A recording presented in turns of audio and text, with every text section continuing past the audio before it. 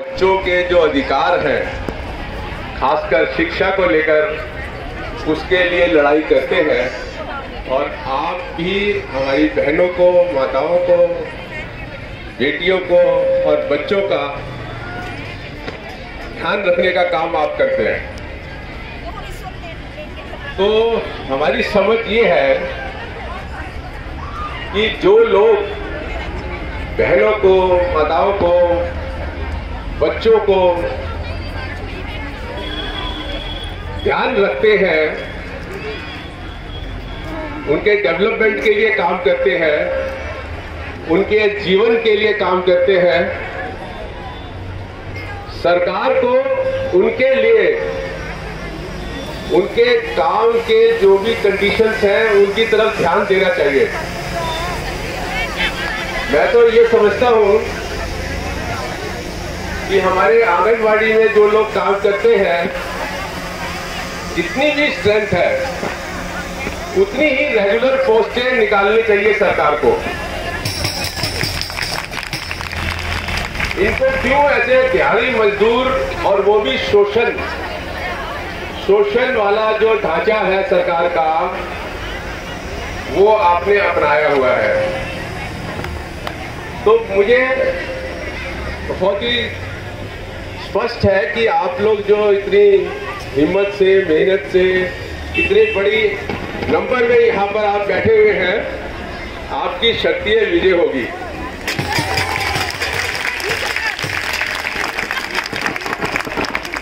देखिए, मैं आपको इस दिल्ली सरकार, या दूसरे शब्दों में कहें कि केजरीवाल सरकार,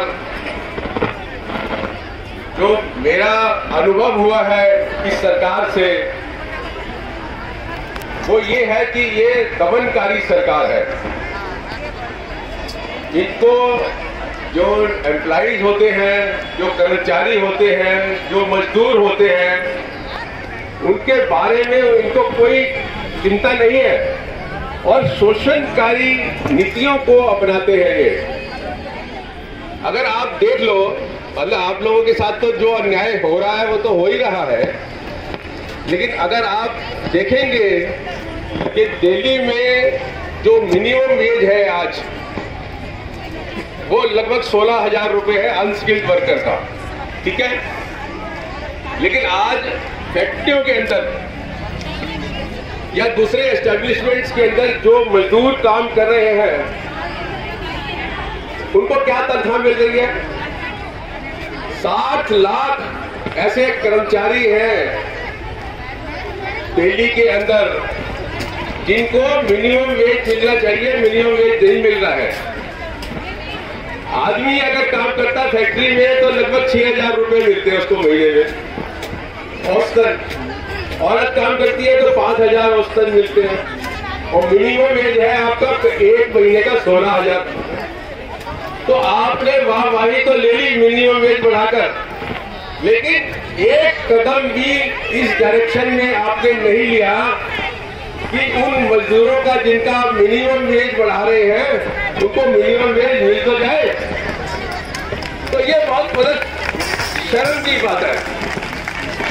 दूसरी मैं आपको एक बार बताता हूं कि इनकी जो दमनकारी सोच है, वो मैं आपको बताता हूं कि 2015 के अंदर, मुझे नहीं पता आप में से कितने लोगों को इस बारे में मालूम है, लेकिन 2015 नवंबर के अंदर, जहां आज आप बैठे हुए हैं, वहां हम भी पेरेंट्स को लेकर, टीचर्स को लेकर प्राइवेट स्कूलों के यहाँ पे जिंदाबाद मुर्दाबाद कर रहे थे, और अंदर असेंबली चल रही थी।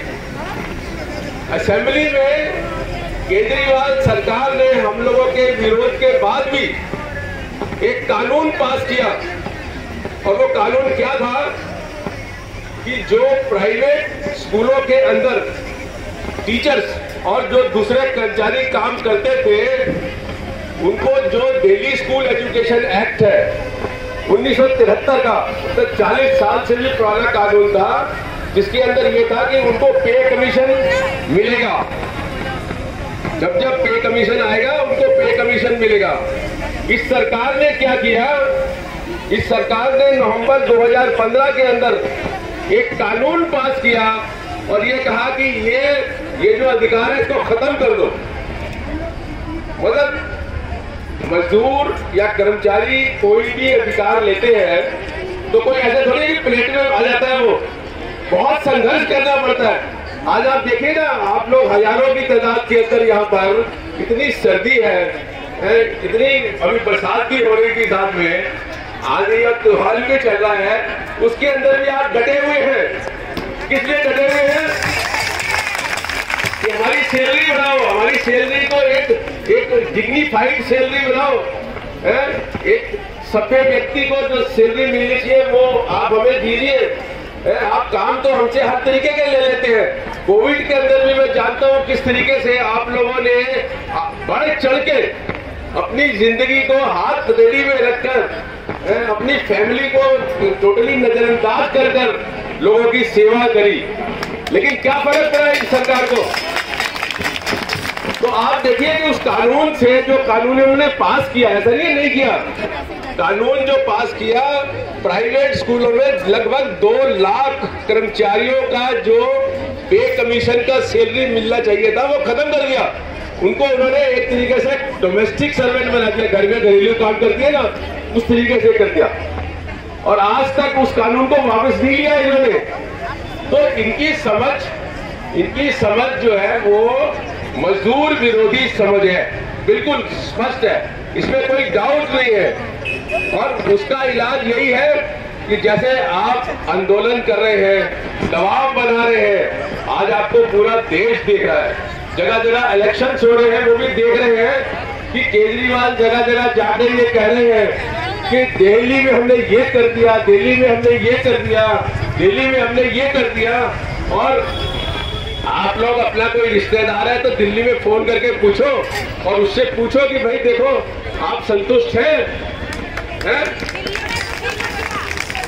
अगर मैं आपको फोन करूं और आपसे मैं पूछूं कि क्या आप केजरीवाल सरकार के कामों से संतुष्ट हैं, तो क्या कहेंगे आप?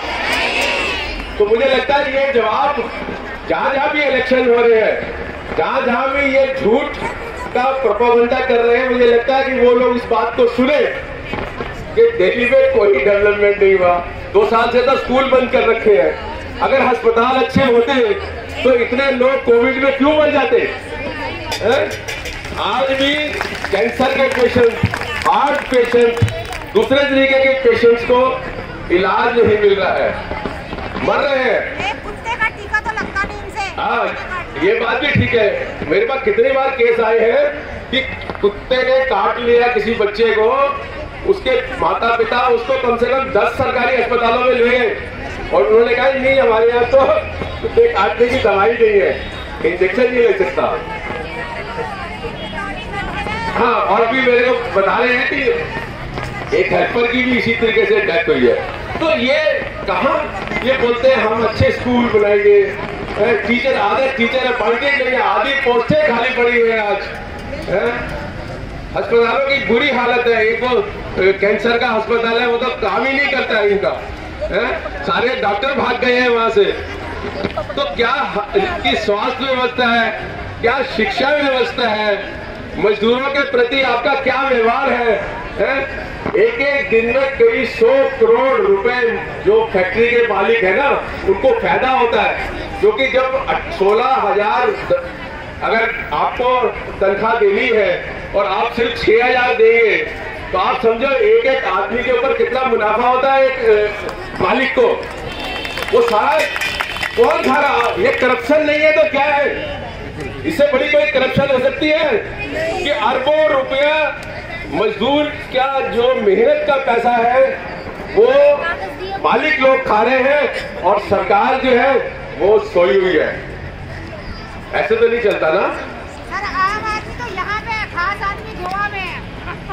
हाँ, देखिए आम आदमी जो है सड़क पे बैठा हुआ है, हाय हाय कर रहा है, अपनी तकलीफों को बचा रहा है, घर के बच्चों को, घर के लोगों को छोड़ा हुआ है। और जो खास आदमी है वो गोवा में है और वो कहते हैं हम आम आदमी हैं। देखो इससे बड़ा झूठ क्या हो सकता है? मेरे से पूछो तो मैं आपको ये कहना चाहूंगा कि अगर हिंदुस्तान में सबसे बड़ा झूठा नेता कोई है तो वो हमारा अरविंद केजरीवाल है, और उसके जो ग्रुप के लोग हैं वो भी साथ में उसके हैं।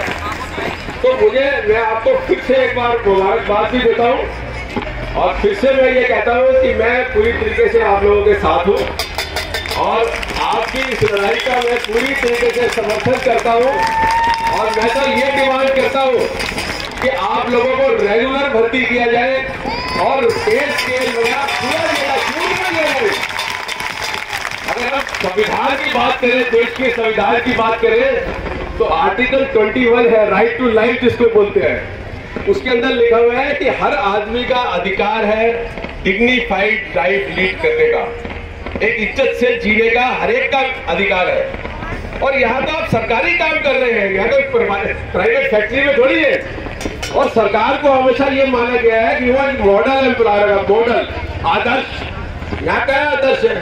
लोग भूखे मर रहे हैं, लोगों को छोटी छोटी तनख्वाह पे आप शोषण कर रहे हैं, ये शोषण है।